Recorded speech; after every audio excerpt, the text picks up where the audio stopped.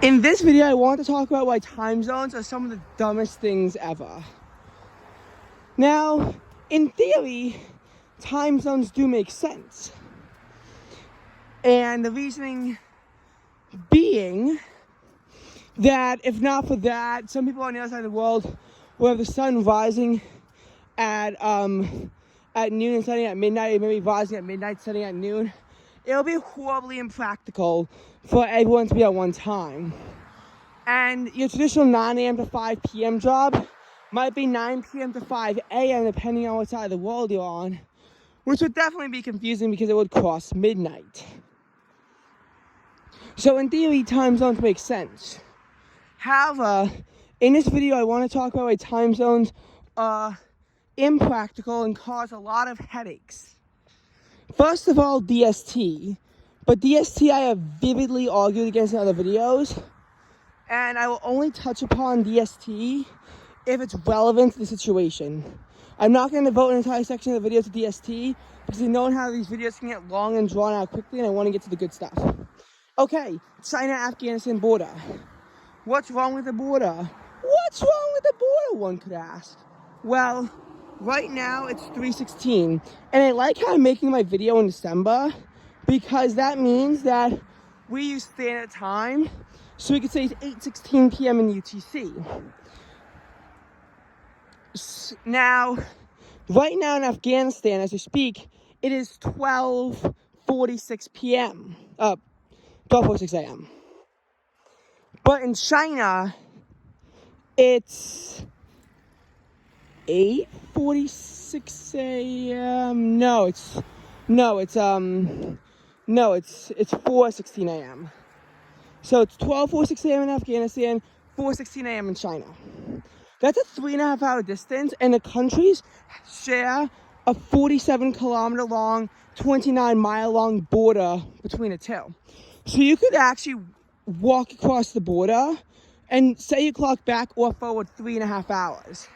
That's more than Boston to LA because it's 3:16 in Boston and it's 12:16 in LA just by walking a couple hundred feet.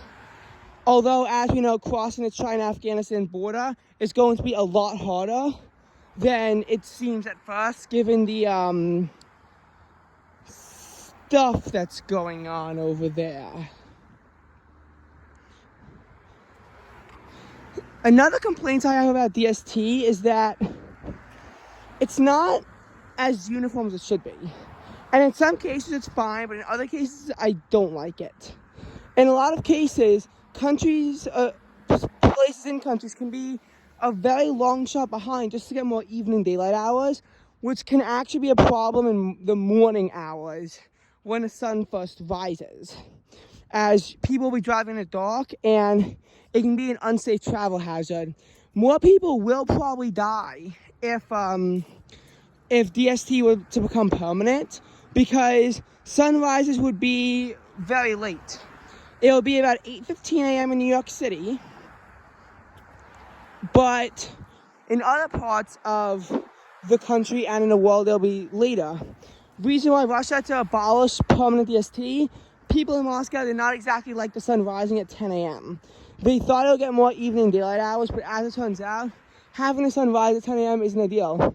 Oh, there's some kind of big trip going on. Wonder what that could be for.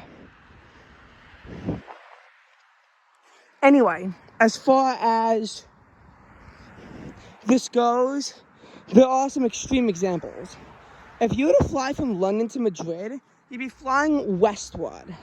London is right on the line of UTC, which is actually UTC +1 during DST. Annoying, but whatever.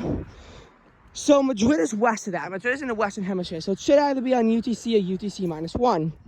Instead, they're on UTC +1 standard time. As you know, Spaniards like to sleep in late and they eat dinner very late, so by their culture it makes sense. But the actual reason why is because the dictator of Spain at the time wanted to align himself with Nazi Germany. While Spain was officially neutral during World War II, it did trade with Nazi Germany a lot more than they were the Allied powers. And while Spain didn't send troops to fight in the war, they were an economic ally of the Axis powers. Spain did not get into the United Nations until 1955, partly as a consequence of somewhat aligning themselves with the Nazis. Meanwhile, Portugal was a lot more neutral during World War II than Spain was. As such, Spain and Israel did not have any relations with each other until the 1980s, which is also when Spain wound up joining NATO.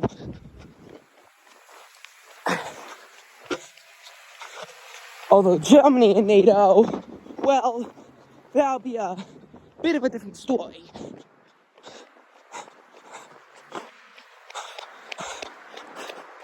Okay.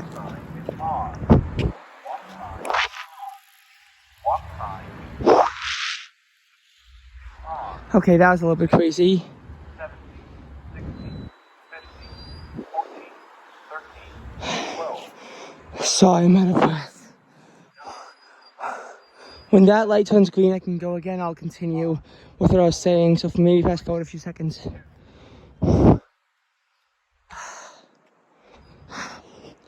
That took the life out of me. Okay. So, one of the more extreme examples I could think about is Nome, Alaska. Nome, Alaska is on UTC plus 8 during DST, plus 9 during standard time. So when it's but the thing is that Nome should really be, UTC minus 8 during DST, minus 9 not during DST. Give me a sec.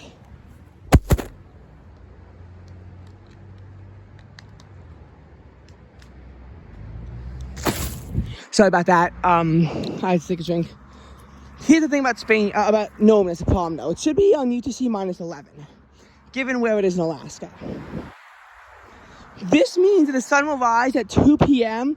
during standard time, and not rise. It'll be at its highest point at 2 p.m. standard time, 3 p.m. DST. This is very inconvenient for people of Nome because the sun will rise at noon instead of 4 p.m. during the winter solstice, and then during the summer solstice, the sun rises at 4:30, but it won't set till after 1.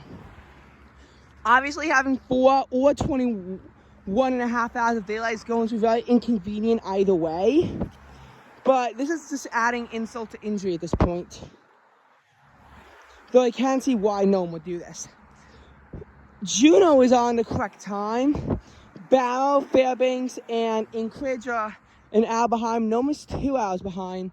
Thankfully, once you get to a DAC, it's still only 2 hours behind because the DAC actually is on minus 10 or minus 9 during DST.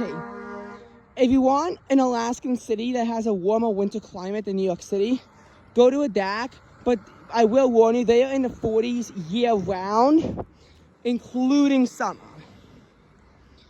That being said, the main reason why I wouldn't recommend moving to a DAC is that there's no roads there, and you're going to have to fly every single time you get in or out, and it will be inconvenient because you'll always have to connect first to Anchorage, then to the mainland United States, or you could just take like a 32-hour road drive just to get back into the United States.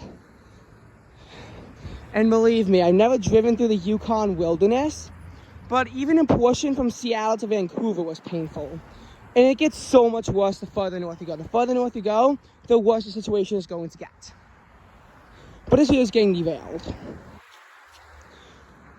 Another problem that I have with time zones is that sometimes they're just like, downright make no sense.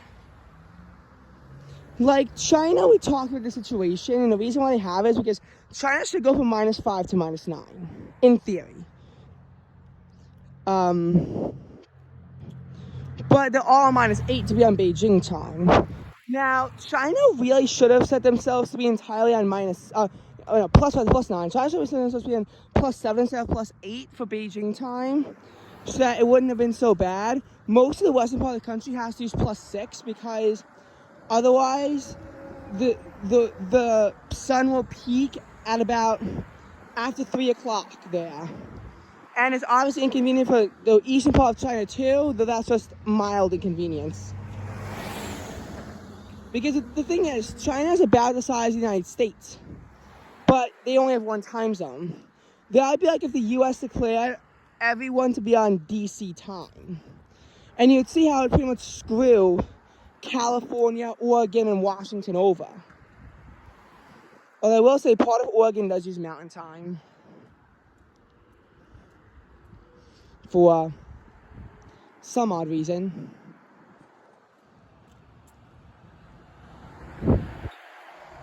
So, yeah. And then the final thing I want to touch on in this video is the international date line. So it starts good, has a few minor curves around Russia and Alaska. Those make sense. Those make sense. And then it's like, what the? I'm not even kidding you. If you go to Hawaii and you go due south, you will have to cross the international date line twice to make it to the South Pole.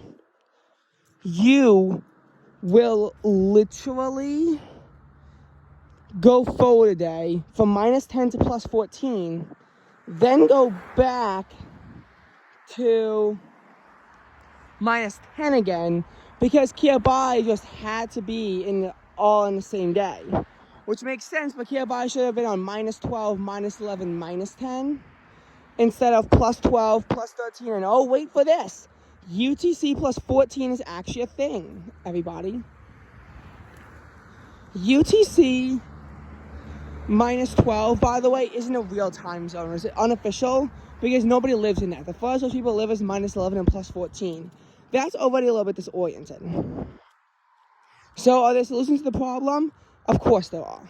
Now, having it be every 15 degrees won't exactly make sense, but I have a feeling that the way that countries do political borders, that should have the least wobble as possible.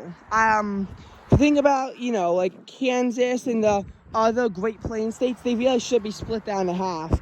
And some of them are and some of them aren't. Although, to be honest, I would move the border maybe all the way out to the Missouri River and then have it go south from there. Of course, I am thinking as an idealist and not as a realist. So we will have to accept crummy time zones.